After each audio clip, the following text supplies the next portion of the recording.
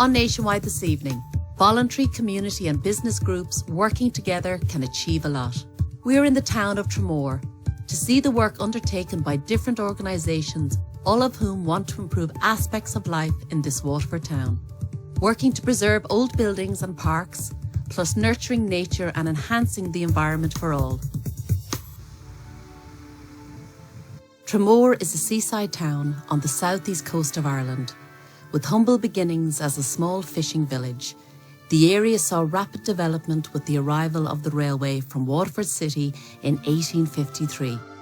But Tramore has now become a satellite town of the city, with a growing population, emerging businesses and a collection of community groups which contribute to the town's success. Like many communities all around the country, the people here have come together to face a year where the COVID pandemic brought challenges like never before. We've come to Tramore in County Waterford just to see what makes Tramore so fantastic and why it's one of the fastest growing towns in the country.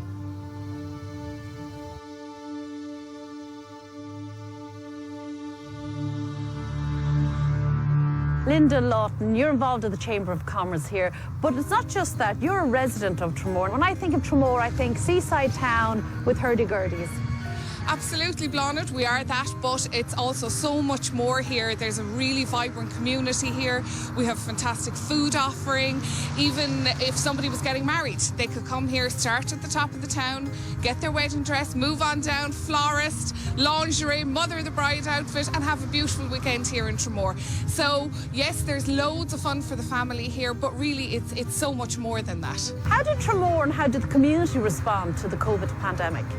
Well, I suppose like everybody else, you know, it hit hard here.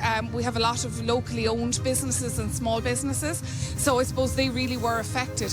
But as a community, everybody really pulled together.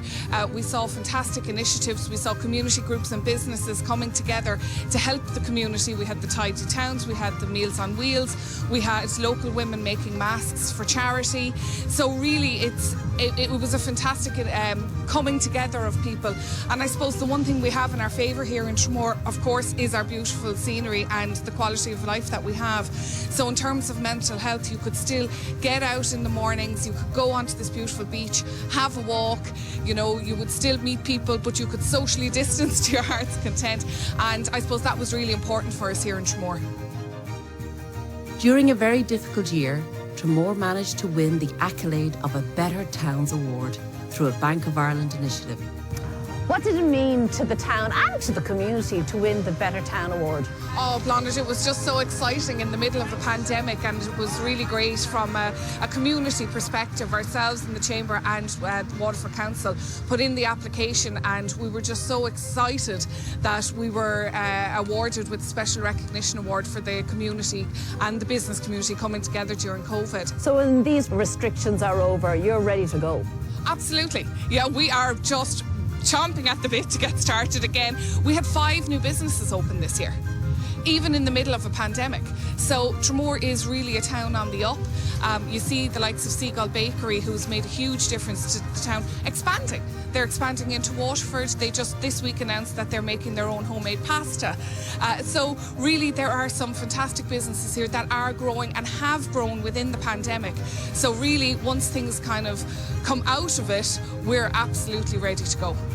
Whatever's thrown at you, you react. We take what comes.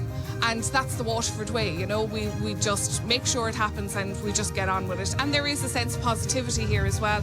You know, there is a lot coming down the road for Waterford, for Tramore, for Dungarvan, and for the whole county in terms of the North Quays, the Copper Coast. So really, I suppose we can see light at the end of the tunnel, and we just want to get there now.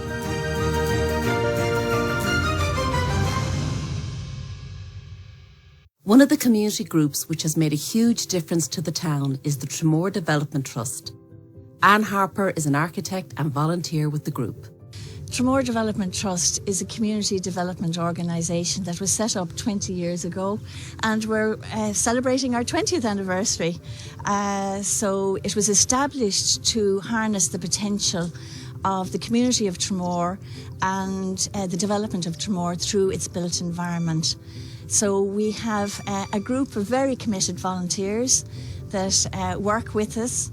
20 years ago, obviously Tramore was not as vibrant or as dynamic as it is today, and the town centre had really fallen into disrepair, and it needed attention, it needed focus. So 20 years ago, a group of us came together and said, what can we do? I suppose when you're a town on the coast, it has its own demands, yet its own beauty.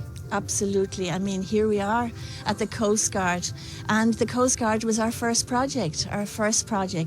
So at that stage, I mean, it dates back to 1874, and it was left vacant in 1988, and it fell into disrepair and was completely burnt to the ground. So that was our first building that we looked at and said, this is such a key building, it can't be left like this. We need to find a community use for here. And at that stage, there was no community centre, and so we assigned that use to it. And then our other project is the Lafcadio Hearn Gardens, because the public park had fallen into disrepair, so that was another refurbishment project. What projects are coming up? Our other project is the meeting place, based on our performance here with the Coast Guard. The Friends, Society of Friends approached us and said, we have a meeting place that needs to be refurbished and we're not availing of it. So we got Department of Justice funding for the building, we refurbished it, and now we have the Brothers of Charity who use the building for a centre for adults with special needs. Thanks to the Development Trust, the old Coast Guard station is now a cultural and creative space. Louise Grubb is treasurer of the Development Trust. You've so much going on here, Louise. Yeah, it's super. I mean, we've got this beautiful building that we are responsible for. We've been able to create a community access to it. But like all projects, it has to be sustainable. So we try and get as much activities as possible and as much out of this wonderful building. So it's a cultural centre, so primarily it's craft, it's art, we have exhibitions, and then we have local organisations like yoga classes. And I mean, I've had yoga classes myself up there where you're looking out at the sea, and there's a beautiful atmosphere for it. And then, of course, we have a cafe, because that's what keeps us going. And we were fortunate during COVID to be able to keep our cafe open, albeit a takeaway service, but people can be walking the Doneraile, walking the beach, drop in for a coffee, either have a look out at the sea, beautiful venue, or sit down on some of the benches on the Doneraile and enjoy it. Last year, with the help of the local enterprise office, we got some funding to really bring, to create a collaboration of craftspeople together, a creative, if you like. One of the outputs from it was to bring some of those crafts online, because we've got Coast Guard creatives. And you'll find that a lot of small businesses, like individual businesses, it was a real challenge with COVID to get online. You know, they hadn't really embraced it. It was difficult. And we were able to provide click and collect here, so we have facility for it. It's been a little bit challenged this year because we haven't been able to bring them together, but we will grow and build on that now.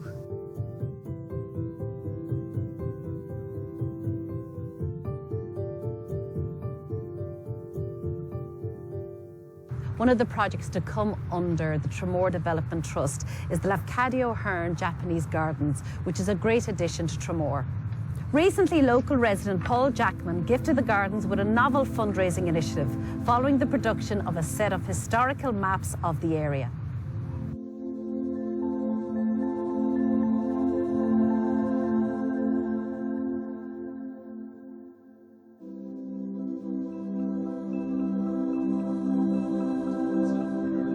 The story began in looking at the history, the maritime history of Tramore, and what we saw is that the old maps of Tramore were dictated by the lines of latitude and longitude, which was normal at the time.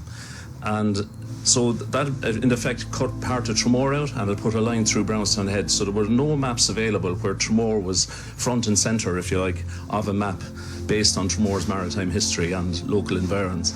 So that all changed in the mid-90s when the Ordnance Survey digitised all the maps of Ireland. So now the door was open to create a map.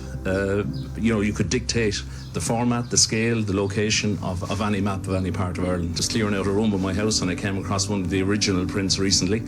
So I approached Janet here in the Japanese gardens, and I just suggested they take it on. I had no problem giving them access to them. So they are now making the maps available. And what we have now is a considerable expat population from Tramore, as well as a growing population. So I'm sure they'll be of interest to many people in the town. And it's a lovely depiction of the town's history, you know. Well, the Lafcadio Hearn Japanese Gardens opened in 2015.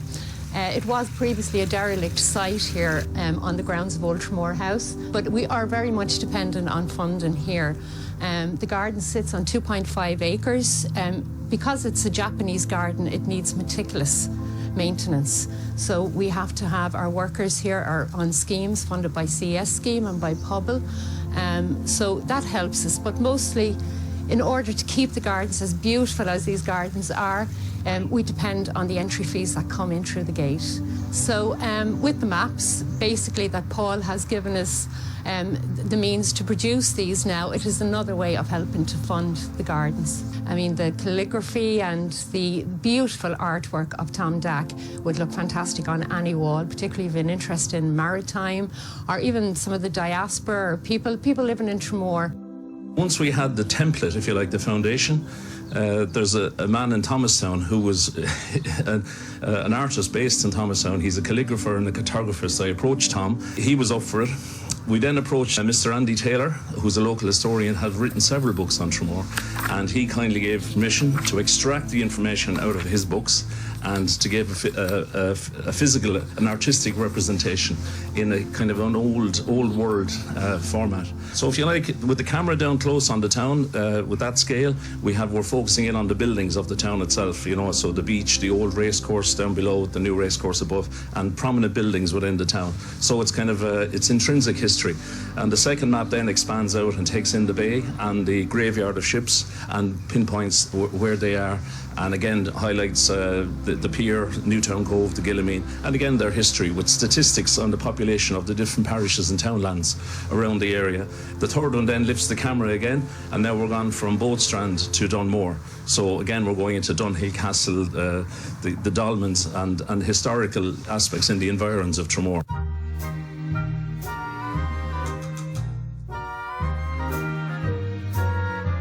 Well, Tramore was a Victorian town. It was very famous in those days. A lot of people came from England over to Tramore itself. It was known as the Brighton of Ireland at the time. So we got quite a lot of upper class people came here. Then in 1853, when the railway station opened up, we brought mass tourism. And that was the first time we had mass tourism here in Tramore.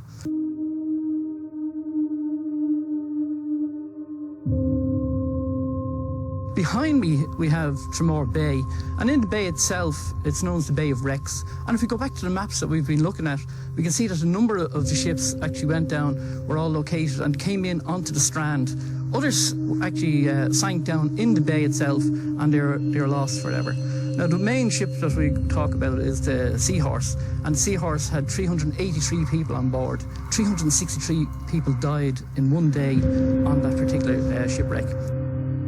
The scale of the shipwrecks, an impact it has had, is on how the material from the ships, when they were salvaged, can be seen in many of the buildings in Tramore. And the most prominent example of that is in the Victoria House, where it's the prow off a ship, and it was found when the building was being done up in 1989 actually. And that was for an archway into the stables where the horses were kept, and the Roman numerals are on it depicting the tonnage of the ship. And it is our opinion that it's from the Seahorse. When you look at the timeline, 1816 the Seahorse went down, and 1818 the Victoria House opened up. So it does work out. On Newtown Head here we have 3 towers, and you can see in the central tower we have the Metal Man. He's famous here in Tramore itself. He's part of tourism now, but he was a warning signal for ships going by. Sailing ships went by here in great numbers, and the problem was they were turning into Tramore Bay. So the 3 towers were put here on Newtown Head, 2 towers were put across on Brownstown Head, and then further down on Hook Head we have 1 tower. So it's actually a system showing that the ships should not come into Tramore Bay. Between 3 and 2 was Tramore Bay, you were not to go in, and between 2 and 1 was Waterford Harbour, it was a safe harbour. Well, the metal man himself, there's a good story to him. It's believed there were 4 of these metal men actually made. They're made in the same foundry. 2 of them we do know exist, because you can see the one here in Tramore, and there's also one up in Sligo, in Ross's Point. So those 2 are still in existence, and if you consider after 200 years, the metal is still as good today as it was then. Back in Victorian times, it was always very interesting for young women to go to get themselves a husband. And we found here in Tramore that the tower itself, the centre tower where the metal man is, it was believed that if a young lady could hop around on 1 foot 3 times around the base of the tower, she'd be married within a year. It's wonderful to actually have something like this here preserved in history, but when we put it onto a map, it's there forever. We'll always have it as a pictorial record. So the maps are already on our website.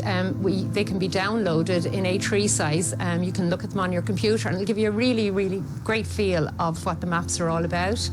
We also can produce those then, if ordered online, or if just make a call to the gardens, into an A1 map, which visually is absolutely spectacular. We're delighted, and thanks to Paul, that we can produce them, and all proceeds from the maps go towards the maintenance of the gardens.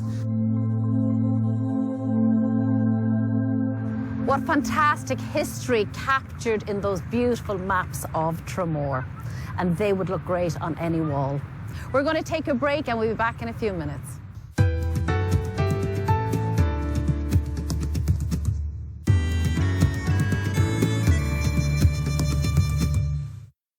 Welcome back to Nationwide. We are here in Tramore in County Waterford, meeting community groups.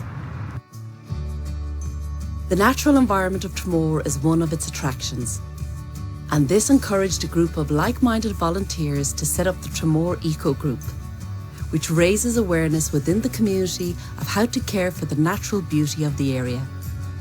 Afra Cronin is part of this group.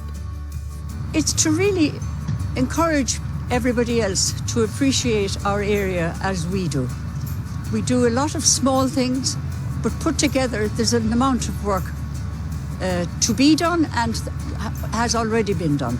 These include organising beach cleans and installing plastic bottle recycling units around the town, amongst many others.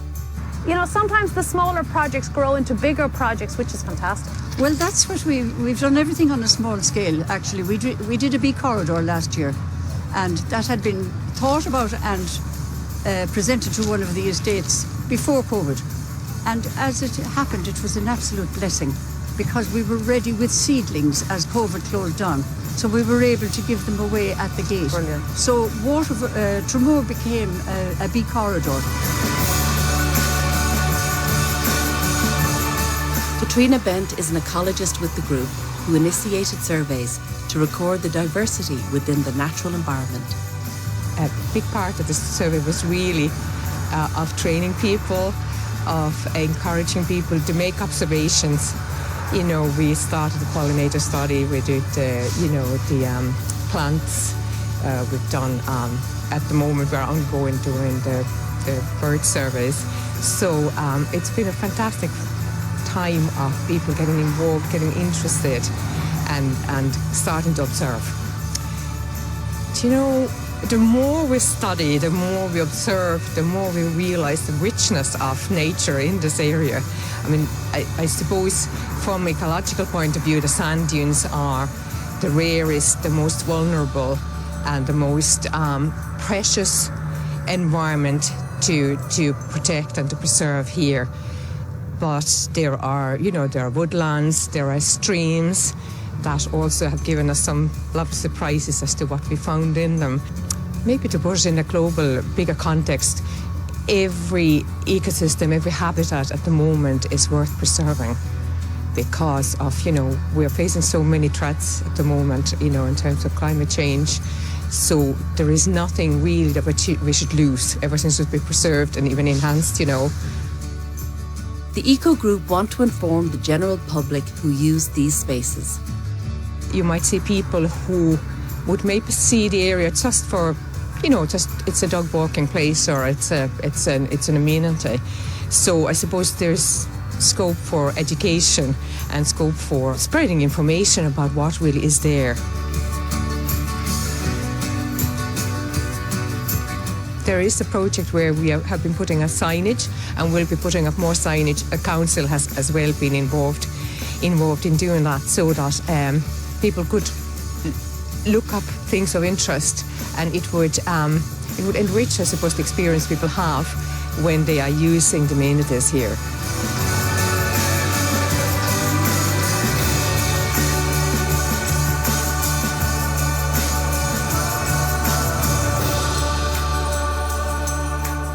Now, Tramore is considered to be a very safe, protected bay, which makes it ideal for water activities, surfing, paddleboarding, and of course swimming. Here in the Gillamine in Newtown Cove, I've come to meet a hardy bunch who swim in the sea all year round. Michael, what does it feel like when you get out of the water? Oh, it's exhilarating. You're like a new person. Every time I swim every day, but every time I come out of the water, I feel like a new man. It's unbelievable. You get addicted to it. It's a new dawn, it's a new day, it's a new life. There's just something in the water which is good for both the mind and the body. Well, your smile says it all, I have to say. Well, that's the effect of the sea, so. I was immediately attracted to the sense of camaraderie. Great crack, cheering each other on, jump, dive. It's brilliant. Oh yeah, there's a great group here. Like, we'd have over 200 members in the club, but people break into their own little groups, so there's always fun, it's always good crack here, and new members are always welcome. And like, I think sea swimmers are a group. Like there's places you can swim all over Ireland, but you can always chat to sea swimmers, and if people want to join and become a sea swimmer, they're always welcome, and people let them know the ins and outs of sea swimming. Especially in the winter sea swimming, it's cold and you have to be more careful. Oh, freedom is mine, and I know how I feel. I come down here because it's really refreshing. The crowd are very friendly and social, and we go for a walk after, and it feels really good when I'm finished. Well, my day wouldn't be right unless I got into the sea every morning. There's 3 of us come here every morning, especially during the COVID. There's not a lot else we can do, only keep fit and keep our minds healthy, and it's absolutely invigorating, and I adore it. It's a great way to start the day. Really enjoy it, and it's highly healthy. And that's the reason why I do it anyway. I love the sea. I'm swimming since I'm 2 years old in the sea. I just love the sea, and I learned to love this cold atmosphere because it's so beneficial. And thanks to these people, they taught me how to. I was a bit scared at the start.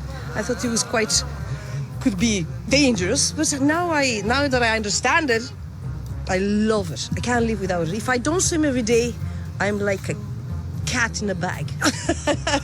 I feel so good. They are brave souls. I think I'll leave my gloves on and stay on dry land. Well done to all the community groups here in Tramore. We've had a brilliant day. That ends our programme for this evening. I hope you enjoyed the programme.